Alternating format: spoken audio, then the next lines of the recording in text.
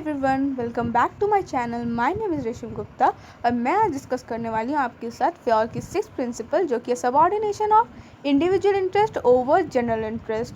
ये एक बहुत ही इजी प्रिंसिपल है एंड आई प्रॉमिस कि इस वीडियो के बाद किसी और वीडियो पे आपको जाने की ज़रूरत नहीं होगी, क्योंकि आप इससे बहुत ईजिली समझ भी जाएंगे और आपको याद भी हो जाएगा।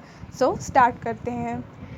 ये प्रिंसिपल कहता है कि आप हमेशा इंडिविजुअल इंटरेस्ट को कम वैल्यू देंगे जब जनरल इंटरेस्ट और इंडिविजुअल इंटरेस्ट के बीच में कॉन्फ्लिक्ट होगा।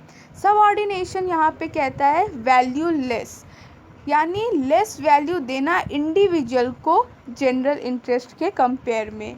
हमेशा आप प्रायोरिटी देंगे जनरल इंटरेस्ट को जब भी कॉन्फ्लिक्ट होगा इंडिविजुअल और जनरल इंटरेस्ट के बीच।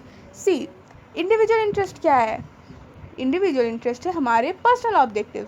पर्सनल ऑब्जेक्टिव यानी ऑर्गेनाइजेशन में जितने भी इंडिविजुअल हैं उनका क्या क्या मोटिव है, वो क्या क्या चाहते हैं। मे बी कोई चाहता हो हायर पोस्ट, कोई चाहता हो नेम फेम, कोई चाहता है बोनस, कोई चाहता है सैलरी, कोई चाहता है एक अच्छा स्टैंडर्ड लिविंग, एक स्टेटस एक्सेट्रा। ये एक पर्सनल ऑब्जेक्टिव है किसी भी इंडिविजुअल का जो भी एक ऑर्गेनाइजेशन में काम करेंगे। और जनरल इंटरेस्ट यानी ऑर्गेनाइजेशनल ऑब्जेक्टिव।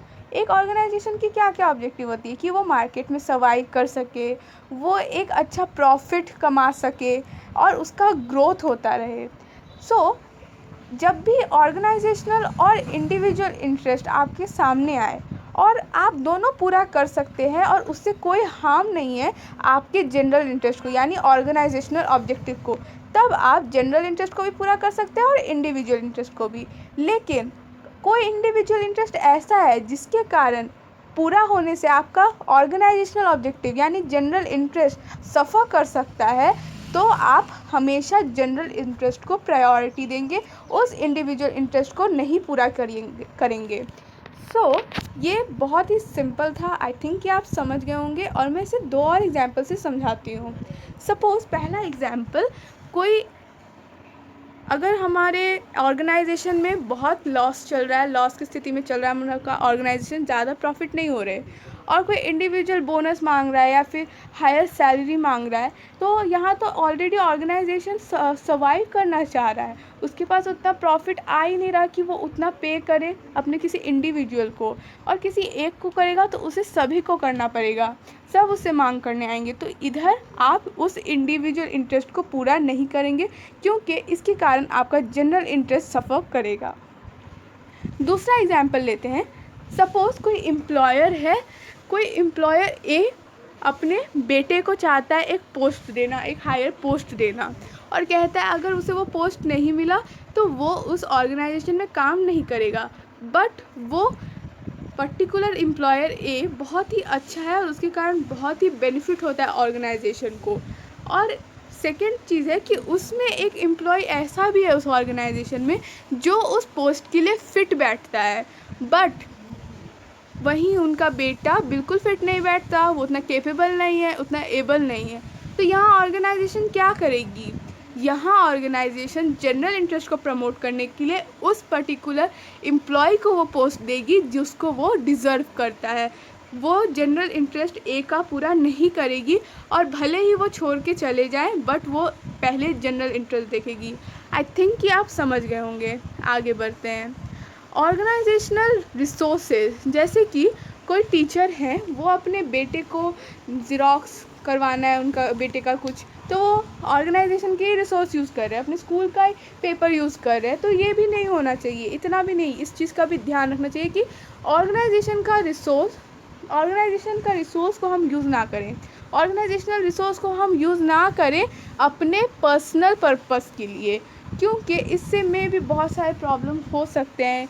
आपका रिसोर्स में क्राइसिस आ सकता है, आपका बहुत प्रोडक्शन में प्रॉब्लम हो सकता है, आप शायद उतना जितना आप टारगेट रखें उतना फुलफ़िल ना हो पाए, आप कॉस्ट रिडक्शन नहीं कर पाए। सो इन सब रीज़न से भी चाहिए कि आप ऑर्गेनाइजेशन रिसोर्सेज का यूज़ ना करें पर्सनल पर्पस के लिए।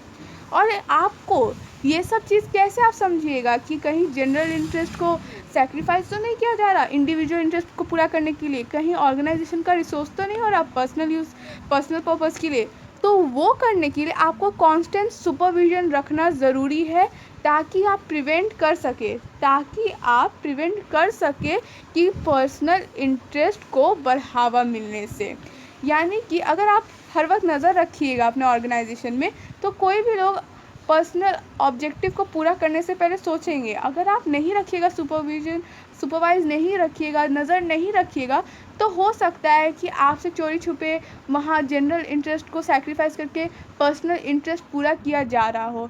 इसीलिए टू अवॉइड कि पर्सनल इंटरेस्ट ज़्यादा प्रमोट ना हो और आपका ऑर्गेनाइजेशन एक हेल्दी तरीके से चले, इसलिए ज़रूरी है कि आप कांस्टेंट सुपरविजन रखें अपने ऑर्गेनाइजेशन का। अब बात करते हैं नेगेटिव इफ़ेक्ट अगर आप इस प्रिंसिपल को नहीं फॉलो करते हैं। पहला, लेड टू लेबर टर्नओवर। जैसा कि मैंने एग्जाम्पल दिया था कि अगर वो मिस्टर ए वाला, समझिए कि कोई एम्प्लॉय जो वो डिज़र्व करता था, अगर उसे वो नहीं मिलता है जॉब, उनके सन को मिल जाता है, उनके बेटे को मिल जाता है, तो कोई उतने लगन से काम ही नहीं करेगा कि उसे तो प्रमोशन मिलता ही नहीं, उसे तो जो डिज़र्व है वो मिलता ही नहीं। तो इससे ज़्यादा लेबर आपके ऑर्गेनाइजेशन को छोड़ के जाएंगे, क्योंकि वो सेटिस्फाई नहीं रहेंगे, और ऐसा होगा तो ऑर्गेनाइजेशन भी लॉन्ग रन में सफ़र करेगा। और सॉरी, यहाँ पे छूट गया, यहाँ पे है एम्प्लॉय ऑफ द ऑर्गेनाइजेशन भी सफ़र करेंगे, यहाँ पे ये पॉइंट होगा लॉन्ग रन में। और फोर्थ पॉइंट आता है कि आप ऑर्गेनाइजेशन गोल, अपने ऑर्गेनाइजेशन का जो भी गोल सेट किया है ना आपने, वो आप अचीव नहीं कर पाइएगा। अगर ऐसा पूछे कि इसका इम्पैक्ट क्या होगा, तो आप लिखिएगा कि लेबर सेटिस्फाई होंगे। इसका जस्ट उल्टा, अगर ये प्रिंसिपल को फॉलो करने से क्या इम्पैक्ट होगा ये पूछ दिया गया, तो इन सब का जस्ट उल्टा कि लेबर या फिर वर्कफोर्स या फिर उस जितने भी एम्प्लॉय हैं वो सब सेटिस्फाई होंगे, ऑर्गेनाइजेशन अपनी गोल को अचीव कर पाएगा, और लॉन्ग रन में भी उसे कोई तकलीफ़ नहीं होगी, सबको एंजॉय करेंगे और डिसिप्लिन वगैरह मेंटेन होगा ऑर्गेनाइजेशन में। अब बात करते हैं कीवर्ड्स की। सपोज़ कि केस स्टडी आ गया, तो आप कैसे समझिएगा कि आप इसी प्रिंसिपल का बात कर रहे हैं और आपको यही आंसर में लिखना है। सपोज़ कि आप किसी ऐसे पर्सन को डिस्काउंट दे रहे हैं जो आपके बहुत करीब है, और आप वही सेम चीज़ के लिए दूसरे एम्प्लॉय को डिस्काउंट नहीं दे रहे हैं, ऐसा आपको केस स्टडी को पढ़ के लगता है, तो वहाँ ये प्रिंसिपल वायलेट हो रहा है। अगर कोई इंसान अपना सेल्फ इंटरेस्ट इल्लीगली पूरा कर रहा है, तो वहाँ ये प्रिंसिपल वायलेट हो रहा है। और कहीं भी आपको लगे कि कोई इंसान, केस स्टडी को पढ़ के लगे कि कोई इंसान अपना इंडिविजुअल इंटरेस्ट रख रहा है, बट मैनेजर, वो ऑर्गेनाइजेशन उसका वो इंडिविजुअल इंटरेस्ट पूरा नहीं कर रही है, क्योंकि उसे जनरल इंटरेस्ट पूरा करना है। पहले जनरल इंटरेस्ट ज़्यादा इम्पॉर्टेंट है और वो इंडिविजुअल उसके आरे आ रही थी, तो यहाँ पे फॉलो हो रहा है आपका subordination of individual interest over general interest. I think कि आप समझ गए होंगे। Please like, share and subscribe my channel, ताकि आगे आने वाली नोटिफिकेशन आपको मिलती रहे। Thank you.